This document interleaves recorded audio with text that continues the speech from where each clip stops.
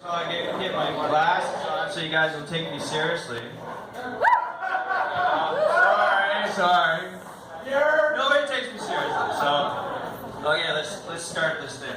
Okay, so this is on the Ig Nobel Prizes. It's pronounced Ig Nobel. Ig Nobel, not Ig Nobel. So awesome you have to say it twice. So what I'm going to do is I'm going to just have 5 of my favorite prizes and then 5 contenders, and then the drinking game will be whether the 5 contenders are true or bullshit. So, does everybody know what the Ig Nobel Prizes is? Like, who doesn't?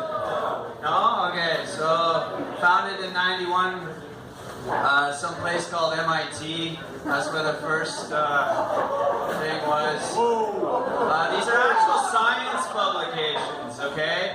So it's from a real institution, it's a real person, and it doesn't include pseudoscience bullshit. There's no space squatch, no Sasquatch, no crop circles, none of that bullshit. And then, so the idea is like, it just gives you the thought of, what the fuck? And then it's like, that's kind of neat. So that's kind of the reaction. So the format that we're going to do here is, we're going to list my top 5 Ig Nobel Prizes that I just like. And then each winner will have a foreshadow, and then the title and the author and explanation, and then you guys can do your what the fucks and skepticism on top of it. And then 5 more will be listed, and then like I said, the drinking game will be in there. You drink if you think it's fact, and you drink if you think it's fiction, and if you're pregnant, forget it, you can't vote, sorry. And I read every fucking paper, so you don't have to. So, 2005 winner, we're going to start with fluid dynamics, and it's about penguins. I love penguins. Penguins are awesome. But penguins, they shit a lot. Penguins, it's kind of an asshole. So the pressure is produced when penguins poo. So it's just the fluid dynamics of penguin diarrhea. That's what the paper is about. And we got our penguin here with his little 8mm anus and how far it goes and how he poops and how far it... That's from the paper, yes. That's the actual paper of the diagram. Very sciencey here. So the key note on the shitty penguins, the viscosity of penguin shit is like glycol in olive oil. So think about that next time you're making a salad, that penguin shit flows like olive oil. Okay? 2 meters per second, and it decreases gradually as they run out of shit, but they still keep the shit flowing at that pace. They don't run out of take a shit that way all day. So pressure is 60 kilopascals, 3 times that of a regular human. You'd think. Okay, winner number 4, category biology in 2003. Now, what we're going to do here is we're going to play a game with our 2 volunteers, and this is duck sexting. Very obnoxious duck sexting. Is this long enough? Can we come up here? So I got my 2 volunteers. Please come up, quick. Keep the flow. Alright. Say your name. Amanda. And Ryan. And they're gonna read. So you're gonna be Daffy Duck. You're gonna be Daisy Duck. And you're gonna. This is just make believe. Alright? So you know. Okay. You're Daisy Duck. You Daffy. You go first. Coffee or tea? Oh, I love caffeine. Sorry, I meant wine and sex. Most people engage in some conversation first. I have a therapist for that. Not even into foreplay, I assume. If I wanted just foreplay, I'd visit a petting zoo. Go fuck a dead dog. Actually. It's in my thesis on homosexual duck necrophilia. Thank you. That didn't go as I expected. Thank you. That was wonderful. So yeah, first case of homosexual duck necrophilia in the matter duck. And here's the photo of the duck. And according, if you look here, it took him 2 minutes to decide whether he wanted to fuck the duck or not. Now this he's really homosexual. I just don't think he gives a fuck about what duck he fucks. Because the duck fucking started right away. I mean, if you're migrating over, you know, thousands of miles, you're horny. And that's just the shit. So here, if anybody wants to read this out loud, I dare you, because this is really creepy. Okay, so it's like he forcibly picked his back to the base of the bill and then mounted the corpse and started to copulate with great force, almost continuously picking the side of his head. Rather startled, I watched the scene from close quarters behind the window. During which was time 75 minutes, this fucking guy watched this duck. And that's from the actual fucking paper. Okay? From the actual scientists who watched it for 75 minutes of science. Number 3! Winter 2013, biology, astronomy. I had to include astronomy one. Okay, so here's the foreshadow. So we got the Milky Way, that's the first one. And then the other one, we got a giant beetle. And this guy, your first reaction might be, you know, run away. And then if you're an entomologist, you might say, you know, what kind of dung beetle is that? And if you're an entomologist wearing a helmet, holy shit, you must be really serious about your work. So, having said that, this is the paper. So, dung beetles use the Milky Way for orientation. So they were trying to figure out how dung beetles push their balls of shit in a straight line at night. And this guy's fucked. And this is actually from a documentary that French did, and they actually put that stick there on purpose because they're assholes. And then here's another dung beetle, and he's rolling the piece of shit up a hill, and then he falls, which reminds me, that's that Greek mythology and the god syphilis, right? He pushes the ball. Everybody wants to correct me. I fucking love that. Actually, I'm gonna spoil your fucking joke. Really say what it is and feel secure about myself. So here's the graph. So what we got here is we got, if you look, we got time, and then we got, if it's overcast, they're fucked. And if they capped it, they were fucked. And if there was a moon, they really got there on time. And if they used certain kinds of stars in the Milky Way, they could get there on time. So it proved that they use stars to navigate their balls of shit in a straight line. Number 2, category is probability. Oh, I like this one. I can't remember the foreshadow. Oh, the cows. Yes, I love cows and standing cows. So the Far Side joke. And the ideas are cows more likely to lie down the longer they stand, and vice versa. So there's 2 hypotheses. The probabilities of cows standing up would increase with the length of time the animal would lie down. What's the probability of cows lying down would increase with the length of the animal standing? So the conclusion was that hypothesis 1 they could predict, but the other one with the sitting down they don't know and they have not a clue. Because you're not a fucking cow! You don't know why this is funny, because you can't comprehend it if you don't. No, you're not a cow. I'm sorry. Okay, it's not funny, but I love this joke. It's my favorite joke. Okay, before we do number 1, I got some honorable mentions. Anybody wants to read them out loud, go ahead. So I'd like to see the vice versa of that. So ostriches make, if they see people, they get horny. So, you know. Economics 1, outsourcing prayers. I always wondered why woodpeckers didn't get headaches, and it's because their brains don't slosh around like ours do. They're really solid in their little skulls, so they And this one, medicine. Determination, you cure your hiccups by putting your thumb up your ass. Has anybody tried that? I don't know if that's a thing, but that's what I read. Larry said it doesn't work. Really? Yeah. Oh, Larry says it doesn't work. Trying it right now. Smile on his face. Okay, number 1 is in computing science. And I'll give you, here's the foreshadow. So we got a cat at the keyboard. And what the fuck, another cat at the keyboard. And more specifically, this kind of asshole move of the cat sitting on the keyboard. So the number 1 Nobel Prize for me is pause sense. Software designed to attack when your asshole cat walks across your fucking keyboard. Okay?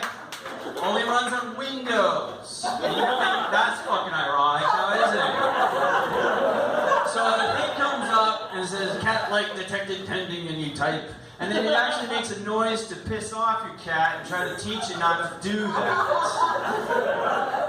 And then Grumpy Cat says, yeah, right. Fuck you. Okay, so now we're going to start the drinking game. So top colleague Nobel Prize contenders of my personal choice. Now you have to decide whether it's fact or bullshit by drinking. So if you think it's fact, have a drink.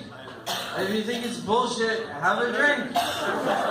And please don't write your vote on paper, because it might not work. Alright. Are we ready? Cheers! Hold your butts up, come on! Come on, guys, we're trying to have some fun here. Let's get into it. Okay, first category, neuroscience.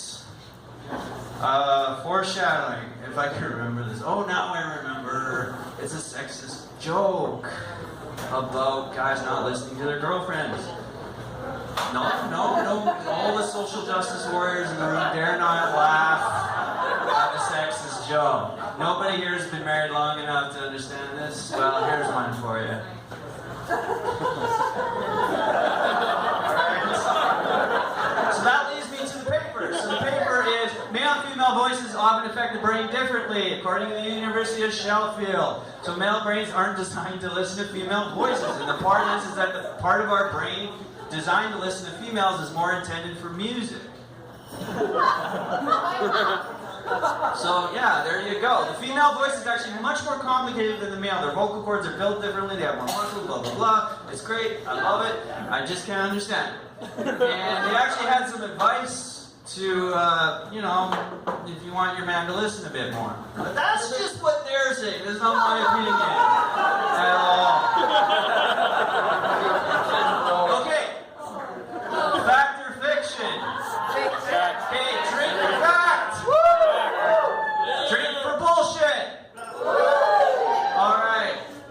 It's fact. It doesn't mean that it's true. It just means there's a goddamn paper on it. Okay? Bullshit side the paper. Alright. Number 4 category, social economics. Okay, this is a picture of me as a child in the 80s. Like a fucking just little feral kid with fucked up teeth. Because I got mentally and physically abused by a coffee table. It was a horrible experience. And I kind of look like that kid from Mad Max. The feral kid. And the point is like, when I was a child, I could go wherever the fuck I wanted. I could go under bridges, I could go to the Greyhound station, I could join the Cub Scouts, and everybody would leave me the fuck alone, because it's a nasty ass kid. Which leads me to the paper that ugly children get more parental short end of the stick. University of Alberta. Yeah. Hey, I'm the University of Alberta. We got a graduate from there. Yeah, man. Go fucking Oilers. Alright. So, what am I going to say? Oh yeah, so basically if your kid is ugly, you treat them like shit. And they said a child's principal attractiveness rated on 1 to 10. So they rated these kids. I don't know if they pulled pedophiles out of fucking jail. I don't know how they rated them. But they just rated them, okay? So basically the uglier the child, the probability of the parent would buckle up their seatbelt decreased. Dads were assholes. And dads didn't buckle up their fucking ugly kids. And the moms, I think it was like 14%, some bullshit like that. Children considered attractive were often allowed to wander more than 10 feet. As to me, you could go over a whole fucking city of 1 million people. Younger parents were slightly better at giving a fuck about their kids than the older ones. So that's what it was. So, fact or fiction? Drink for fact! Fiction! Fucker. Serves you right for opening your mouth. I think your kids are pretty. My kids are immensely good looking, but I'm part of the experiment. Okay. Number three, computing science. Alright? Okay, this is my favorite, so please listen. I really put a lot of time and effort into reading this goddamn paper because it was written in Chinese. I didn't get it translated. Okay, so this has to do, now that I know their lecture results, I totally would have voted for Bender. Not being an A. Okay, so this has to do, okay, hear me out, hear me out. This has to do, what the fuck? Call me out. This has to do with the apocalypse, like in terms of AI taking over the apocalypse. Oh my god. It's happening. It's already happening, man. Oh my god. Sorry. Like your talk. It's karma. Let me start from here. There's your windows. Hey, it's running Linux. Leave me alone. I pressed the top button by accident. I'm sorry. And we'll continue. Please just give me a moment. I apologize to spoil the mood. So this has to do with the takeover of the world by artificial intelligence. Now you see, I don't think it's going to be one thing with the Terminator just saying, oh fuck you, and then they just start killing people. I think it's going to be very petty. Like, you know, like these little pop machines shooting kids in the head, like that kind of shit, like Maximum Overdrive, or like this sign just saying fuck you, because fuck you, like, because the thing is that the machines are very limited, right? And it's kind of like, in my mind, it's a gradual thing. They start with petty shit and then they work their way up. So the guy actually has a formula for this. The exponential probability of AI destroying humanity, University of Beijing. Here's the formula. The F is the function of the extinction of humanity, and A is population growth, T is time, and then B is the number of smart devices, and then theta is the sphere of influence. Meaning that how much damage can the petty little piece of shit device do? So if it's your toaster, he's just an asshole, he burns your toast just randomly, right? But if it's a smartphone, he can be a real dick and give you wrong directions or send dick pics to your grandma. Like, he can really fuck with you, okay? So if beta goes over the critical mass factor, and that's the tipping point, and that's when they start ripping limbs off and killing everybody. So, fact or fiction? Fiction! What you guys thought? Okay. They're all true. It's total bullshit. Not a good liar. Next one, category, biology. So, yeah, this is about millennials. And when this came out, I was really pissed. Like, that's a real asshole move. So somebody else came out with something better about the baby boomers. I really like that. Fucking self-entitled motherfucker. And so the point is, and it has to do with their thumbs. So the paper is that Coretta started millennials' grip. It's about their grip and their thumbs, and it turns out they're a bunch of weaklings.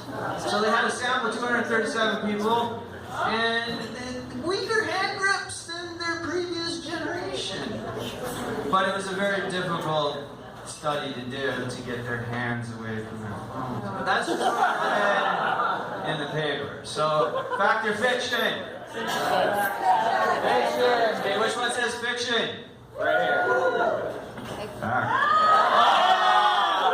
Okay, guys, last one. My favorite one. Let's do it. Psychology, my favorite subject. Okay, so this. Okay, listen to me. Everybody listen to me. This is an actual piece of art. I took this photo. This is not some shit I got off the internet. His name is Neil, and he's my fucking hero. And he's got a little hyper-tipness at the end there, but that's a work of art, and that's over a fucking kilometer long, okay? That's what you do in redneck Canada when you're bored out of your goddamn mind. So basically, the study's about dick pics. That's all it is. And why? Okay, I'm not moving at all. You guys look. And we'll just start for a while. Okay, enough. The motivation of men who draw phallic symbols. And the thing is why. They were trying to figure out why do some guys just constantly draw dick pics and other guys thought. And they came up with all these theories, and they did these tests, and they conducted this series with horrific penis portraits. And they couldn't figure it out. It was like they thought men were inadequate, they measured the dicks, they thought they didn't have positions of power, and basically there's no correlation to men who like to draw dick pics. They just like drawing dicks. That was it. That was the conclusion of the paper. Fact or fiction? Who says fiction? Yes! It's a fact. Actually, it's total bullshit. Alright so much.